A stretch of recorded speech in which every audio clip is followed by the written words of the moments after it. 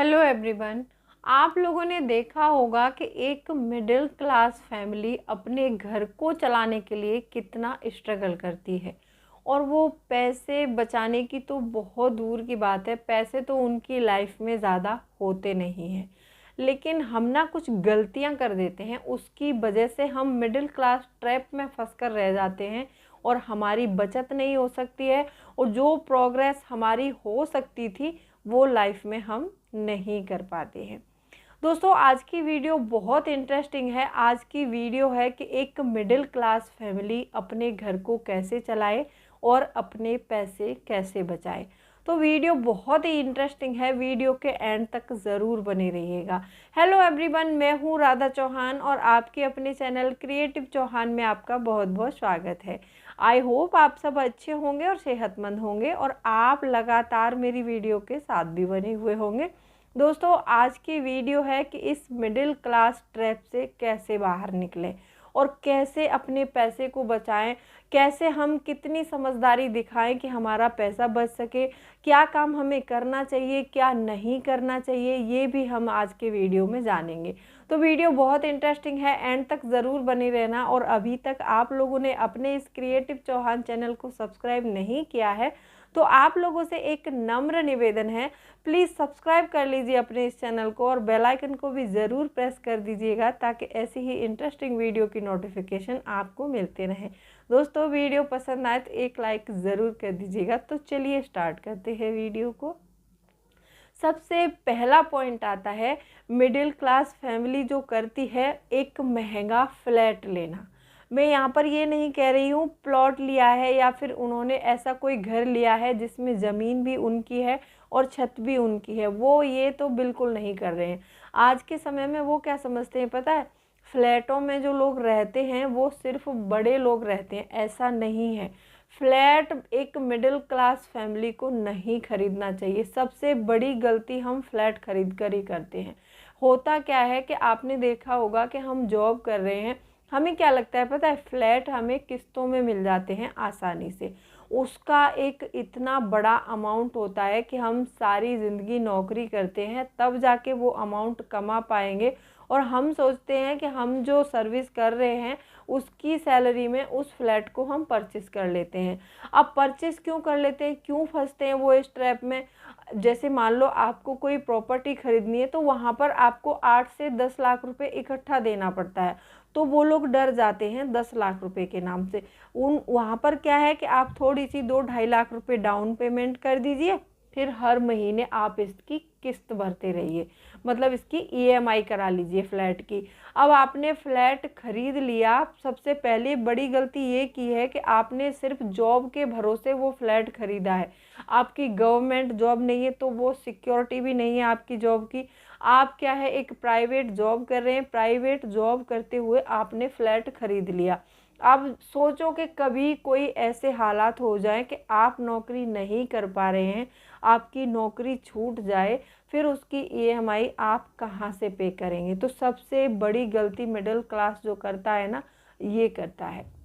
तो आपको क्या करना है कि फ्लैट नहीं खरीदना है उस समय। आप फ्लैट, मान लो कोई किसी फ्लैट की ईएमआई आप 16,000 पे कर रहे हैं, वहाँ पर आप क्या कर सकते हैं, 7 से 8 हज़ार में आजकल 2 BHK दिल्ली में आराम से मिल जाता है। या फिर किसी भी सिटी में हो आप, जहाँ किसी सिटी में आप जॉब कर रहे हैं वहाँ पर आपका जॉब भी अच्छा होगा तो आपको पेमेंट भी अच्छी मिलेगी। जैसे सिटी में आप काम करोगे वैसा पैसा भी आपको मिलता है और वहाँ वहाँ के हिसाब से ही महंगाई होती है। अगर आप दिल्ली में रहते हैं तो दिल्ली में आपको 7 से 8 हज़ार में 2 BHK आसानी से मिल जाता है और अच्छा फ्लैट मिल जाता है। आप वो फ्लैट रेंट पे लीजिए, आप वहाँ पर 8,000 रुपये पे कीजिए और जो आपका 8,000 रुपये बचेगा ना, उसको आप कहीं पर निवेश करते रहिए। अब जब आप ये प्रोसेस लंबे समय तक करते रहेंगे, हाँ, लोग आपको ये ज़रूर कहेंगे कि इसको नौकरी करते करते इतना समय हो गया, अभी इसने एक हाउस बाय नहीं किया है। तो आपको लोगों की बातों पर ध्यान नहीं देना है, आपको उस पैसे को निवेश करते रहना है, निवेश करते रहना है। और आप देखेंगे कि पावर ऑफ कंपाउंडिंग का नाम आपने सुना होगा ना। पावर ऑफ कंपाउंडिंग से आपके पैसे 10 से 15 साल में वो पैसे आपके इतने हो जाएंगे कि आप फ्लैट भी खरीद सकते हैं, गाड़ी भी खरीद सकते हैं और आप पैसे वाले भी बन सकते हैं। तो मिडिल क्लास ट्रैप से निकलना है आपको, तो आप फ्लैट सबसे पहले बाय मत कीजिए। ये सबसे बड़ी गलती करते हैं मिडिल क्लास के लोग। दूसरा नंबर आता है गाड़ी। आजकल ना ये 4 व्हीलर जो है वो एक फैशन हो गई है। अगर आपके पास 4 व्हीलर है तो आपका स्टेटस सिंबल बहुत अच्छा है, आप बहुत पैसे वाले हैं। दिखावटी भले ही आपके अंदर कुछ भी नहीं है, आप उसकी ईएमआई भरने के लिए भी कर्ज कर रहे हैं, लेकिन यदि आपके पास गाड़ी है ना तो बहुत अच्छा स्टेटस सिंबल है।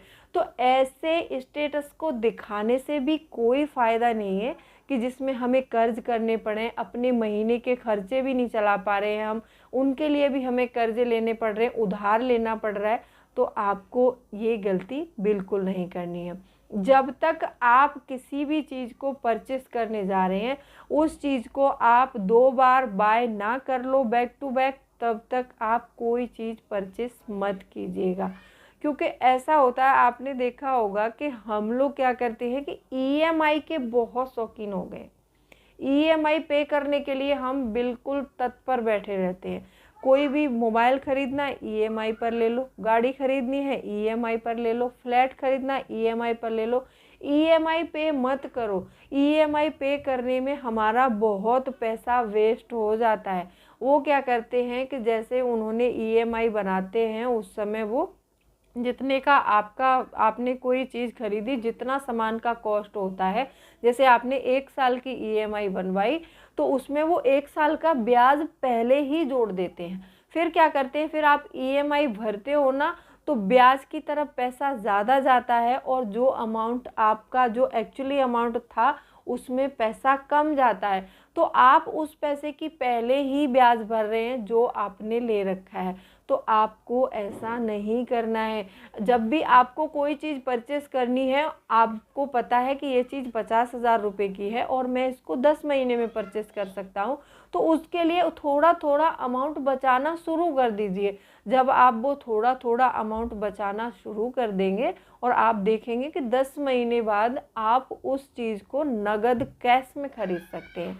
कैश में खरीदेंगे तो ना तो आपका बजट बिगड़ेगा, ना आपको ईएमआई की टेंशन रहेगी, ना आपका मंथली खर्च खराब होगा। तो ये चीज़ आपको ध्यान रखनी चाहिए, क्योंकि देखो गवर्नमेंट जॉब जिसकी है उसकी जॉब की सिक्योरिटी रहती है। वो चाहे घर में 2 महीने बैठे या फिर 3 महीने छुट्टी पर है, लेकिन उसका पेमेंट आ रहा है। यदि आपने 1 महीने की छुट्टी ली और आपने यदि 2 महीने आप घर पर बैठ गए किसी कारणवश, तो आप ईएमआई पे नहीं कर पाएंगे। तो आप ये चीज़ हमेशा याद रखिए। अपने स्टेटस को बड़ा दिखाने के लिए या फिर 4 लोग क्या कहेंगे ये सोचकर फालतू की चीज़ें परचेस कर रहे हैं तो आपको नहीं करनी है। क्योंकि 4 लोग जो होते हैं ना वो आपके घर का खर्च नहीं चला रहे हैं, अपने घर का खर्च आपको चलाना है। और वो तो आप अच्छा करेंगे तो भी बोलेंगे और आप बुरा कर रहे हैं तो भी बोलेंगे। तो दुनिया क्या बोलती है, 4 लोग क्या बोलते हैं, 8 लोग क्या बोलते हैं, इसकी परवाह मत करो। आप अपने बजट के अनुसार अपने खर्चों को चलाओ और इस मिडिल क्लास ट्रैप से जल्द बाहर निकलना है। अच्छा, एक कमेंट आया था, ये फ्लैट वाला मैंने क्यों लिया आज। एक रिसेंटली में कमेंट आया था, एक मेरी सब्सक्राइबर है, उन्होंने कहा था कि दीदी आप ये बताइए कि मतलब मेरे पास 16 लाख रुपए हैं और उससे मुझे प्लॉट खरीदना चाहिए या फिर मुझे फ्लैट खरीदना चाहिए या फिर कोई बना हुआ मकान खरीदना चाहिए।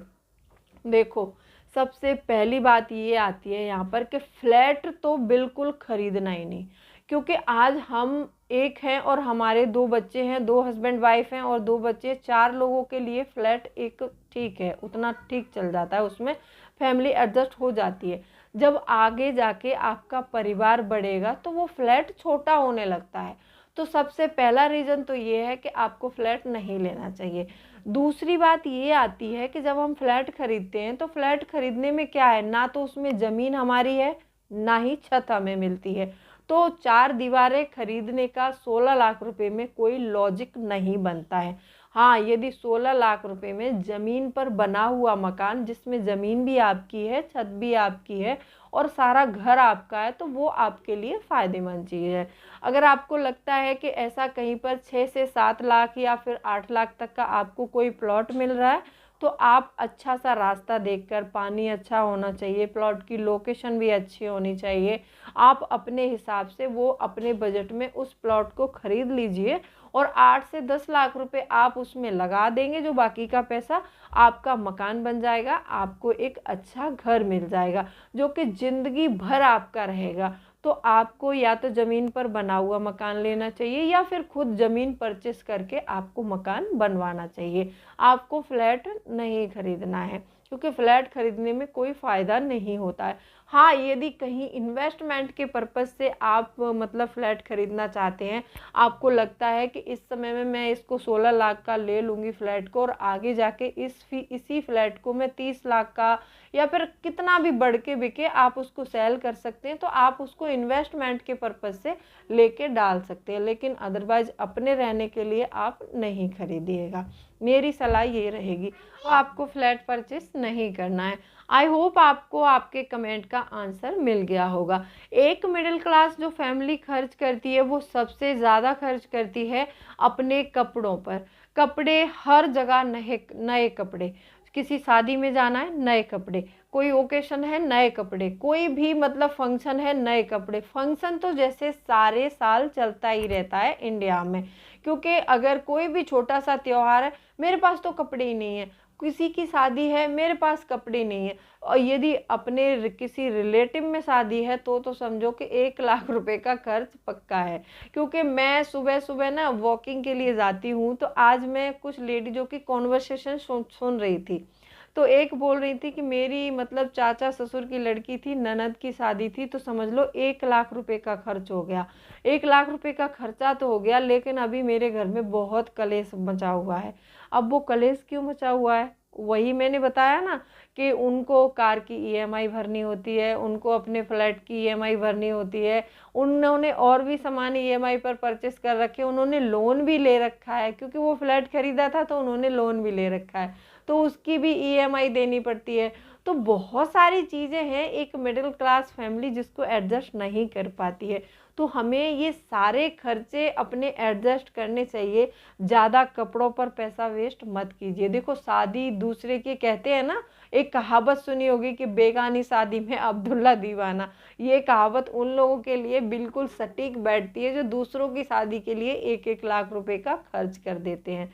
तो किसी की भी शादी हो, आपके पास जो कपड़े पड़े हुए हैं उनको एक बार रीचेक कर लो, देख लो कि मैं इससे कोई ड्रेस बना सकती हूँ या फिर मिक्स एंड मैच करके पहन सकती हूँ। बहुत सारे ऑप्शन हैं आजकल लेडीजों के पास फैशन में।